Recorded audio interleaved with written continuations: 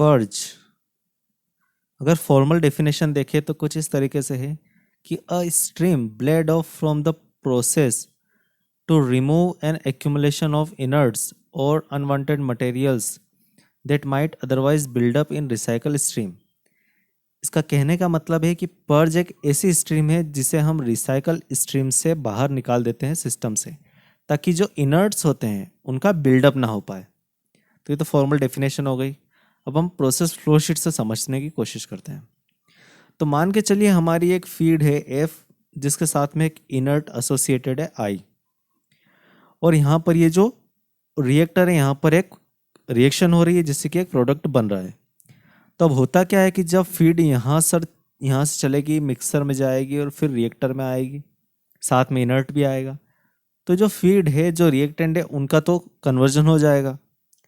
कुछ भी परसेंट में कन्वर्जन हो, मान लेते 80% कन्वर्जन हो, तो 80% जो है प्रोडक्ट बन चुका है और 20% अभी भी रिएक्टेंट है। तो अब हम क्या करेंगे कि वो जो रिएक्टेंट है उनको इस सेपरेटर से अलग कर लेंगे और रिएक्टेंट को वापस से रिसाइकल स्ट्रीम में डाल देंगे, और जो प्रोडक्ट है उसको हम एज प्रोडक्ट बाहर निकाल लेंगे सिस्टम से।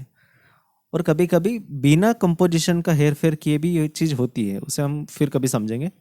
अब यही समझते हैं कि जो अनरिएक्टेड रिएक्टेंट थे उनको हमने वापस से रिसाइकल स्ट्रीम में भेज दिया और रिसाइकल करके मिक्सर में डाल दिया।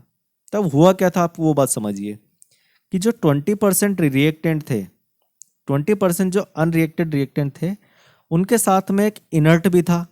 इनर्ट जो कि अगर यहाँ पर जो इनर्ट का अमाउंट आया था वही इनर्ट का अमाउंट वापस से रिसाइकल स्ट्रीम में जाएगा, क्योंकि इनर्ट के साथ में तो कोई प्रोसेसिंग हो नहीं रही है। अगर इनर्ट के साथ में कोई प्रोसेसिंग नहीं हो पा रही है तो वो as it is recycle stream में जाएगा। तो जो अमाउंट मान लेते हैं 1 kg अमाउंट इनर्ट का 1 घंटे में इस रिएक्टर के अंदर जाता है, तो 1 घंटे में रिसाइकल स्ट्रीम में भी वो 1 kg हो जाएगा। अब अगर दूसरे घंटे के ऑपरेशन की बात करें तो यहाँ पर 2 kg हो जाएगा, 2 kg, नेक्स्ट में 3 kg। ऐसे करते हुए जो इनर्ट है उसका बिल्डअप होता जाएगा और वो बढ़ता जाएगा इस स्ट्रीम में। कौन सी? रिसाइकल स्ट्रीम में और रिएक्टर में, इन दो जगह पे इनर्ट बढ़ता जाएगा। तो अब इससे बचने के लिए हम क्या कर सकते हैं? तो हमारे पास जो पहला उपाय है, पहला उपाय हम ये कर सकते हैं कि ऐसा कोई रिएक्टर बनाए जो कि उसका वॉल्यूम चेंज होता जाए। जो हमारा रिएक्टर है उसका वॉल्यूम, इस रिएक्टर का वॉल्यूम बढ़ता जाए। अगर 1 घंटे में 1 kg इनर्ट का बिल्डअप हो रहा है तो 1 kg इसका भी वॉल्यूम बढ़ता जाए। या फिर एक ऐसा सिस्टम बनाए जिसमें कि मिक्सर, ये पाइपलाइन, ये सेपरेटर और ये रिएक्टर, इन सभी चीज़ों का वॉल्यूम मिल करके 1 kg जो इनर्ट है उसका जितना वॉल्यूम होता है उतना वॉल्यूम बढ़ता जाए, ताकि हमारी जो फ्लो रेट्स है वो मेंटेन रहे और रिसाइकल स्ट्रीम हर घंटे 1 kg पर सेकंड, 1 kg पर आवर्स की रेट से बढ़ती जाएगी। तो इसमें प्रॉब्लम क्या आती है? पहली बात तो ऐसा कोई वेरिएबल वॉल्यूम वाला सिस्टम बनाना इम्पॉसिबल है, प्रैक्टिकली तो हम बना नहीं सकते। और दूसरी चीज़, चलो मैनेज कर लेते हैं कि किसी तरीके से हमने बना ली, लिबर्टी देते हैं थोड़ी। तो अब क्या होगा कि थोड़े टाइम के बाद में जो इनर्ट है, मान लेते हैं शुरुआत में जो हमारी फीड थी वो आ रही थी पर आवर 100 kg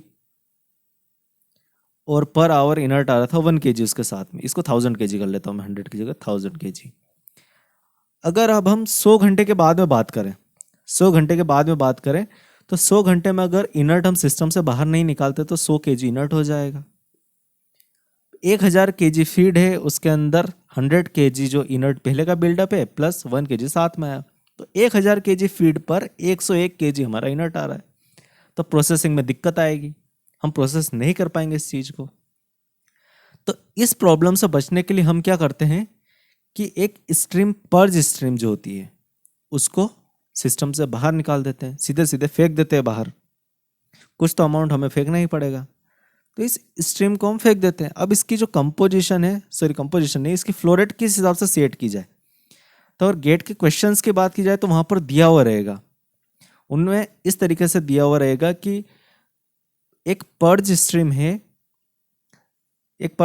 है जो कि हम रिमूव कर रहे हैं सिस्टम से, एक पर्ज रिमूव कर रहे हैं सिस्टम से, और जो बिल्डअप है जो बिल्डअप है इनर्ट का इन रिसाइकल स्ट्रीम, क्योंकि उसी स्ट्रीम के अंदर ये बिल्डअप होगा, in recycle stream shouldn't be more than, एक एग्जाम्पल के लिए हम मान लेते हैं 5%, एक एग्जाम्पल के लिए हम बोल देते हैं कि 5% इनर्ट का बिल्डअप नहीं होना चाहिए, ऐसा वो बोल रहे हैं। 5% मैंने काफ़ी ज़्यादा बोल दिया है, बट ठीक है मान के चलते हैं। तो buildup of inerts in recycle stream shouldn't be more than 5%। अगर ऐसा दे दिया जाता है तो हम उसी 5% को रेफरेंस मान करके इसकी कैलकुलेशन करेंगे पर्ज स्ट्रीम की। एक तरीका ये होता है। और दूसरा, अगर हम कॉमन सेंस देखें, वैसे तो दिया हुआ रहता है, सभी क्वेश्चंस में दिया होता है कि कितने परसेंट से ज़्यादा बिल्डअप नहीं होने देना है, पर अगर हम थोड़ा कॉमन सेंस लगाएं तो हम सोच सकते हैं कि मान लेते हैं कि अगर जो फ्लो रेट है, इनर्ट की फ्लो रेट मान लेते हैं कि आई है, क्यू डॉट को हम फ्लो रेट बोलते हैं, तो क्यू आई है इन फीड। अगर फीड के अंदर इनर्ट की फ्लो रेट है क्यू आई, तो अब हम जो इनर्ट की फ्लो रेट है इन पर्ज स्ट्रीम उसको भी उतना ही रख लेते हैं, इनर्ट की flow rate in purge stream. अगर हम ऐसा कर लेते तो क्या होगा, जितना इनर्ट फीड के साथ में पर आवर आ रहा है उतना ही पर्ज के साथ में निकल जाएगा। तो होगा क्या, जो इनर्ट है उसका बिल्डअप नहीं हो पाएगा। तो ये तो ठीक है, हमने मान लिया कि हमने फ्लो रेट इस तरीके से सेट कर दी कि इनर्ट की फ्लो रेट जो फीड में है वही हो जाएगी पर्ज में भी। तो इसके लिए हम क्या करेंगे, सबसे पहले हम निकालेंगे मोल या मास, जो भी फ्रिक्शन हम ले रहे हैं, तो मास मान के चलता हूँ। तो mass fraction of inert in feed, ठीक है, multiplied by flow rate of feed, feed की जो फ्लो रेट है वो, equal to mass fraction of inert in purge stream multiplied by flow rate of purge stream. तो यहां से हमें पर्ज स्ट्रीम मिल जाएगी, पर्ज स्ट्रीम हो जाएगी P equal to X I F multiplied by F divided by X I P. तो इस तरीके से कॉमन सेंस से हम पर्ज स्ट्रीम को कैलकुलेट कर सकते हैं। ये जब थ्योरेटिकल क्वेश्चंस आते हैं उनके अंदर हम ये चीज़ यूज़ कर लेते हैं, लेकिन गेट में स्पेसिफाई कर देते हैं क्योंकि आंसर का वेरिएशन हो सकता है हर व्यक्ति के अपने अपने कैलकुलेशन के हिसाब से। तो एक अगर ऐसा कुछ मिनिमम पर्ज या फिर स्टैंडर्ड पर्ज ऐसा कोई वर्ड अगर मेंशन कर दिया जाता है और ऐसा नहीं दिया जाता कि मिनिमम 5% करना ऐसा कुछ, तो ये वाला फॉर्मूला काम दे जाएगा। अगर स्टैंडर्ड फ्लो रेट दे दी पर्ज स्ट्रीम की, वो आप आपके कॉमन सेंस से देख लेना, कुछ इस तरीके से आएगा। अब इसका एक और डायग्राम मेरे पास है जो मैंने बना करके रखा था, ब्लॉक डायग्राम। तो ब्लॉक डायग्राम में क्या होता है, जैसे रिसाइकल में हमने बनाया था, रिसाइकल में आई थिंक ये यहाँ तक सेम है, आपने देखा होगा रिसाइकल वाले वीडियो में ये इतना सेम है। तो सेम वही चीज़ होती है, फ्रेश फीड आती है जो कि मिक्सर में जाती है और मिक्सर में एक रिसाइकल स्ट्रीम से भी फीड आती है, तो दोनों फीड मिल करके रिएक्टर में जाती है। इस फीड को बोलते हैं प्रोसेस फीड। अब रिएक्टर में यहाँ पर प्रोसेसिंग होगी, इसके बाद में जो प्रोडक्ट निकलेगा उसको बोलते हैं ग्रॉस प्रोडक्ट।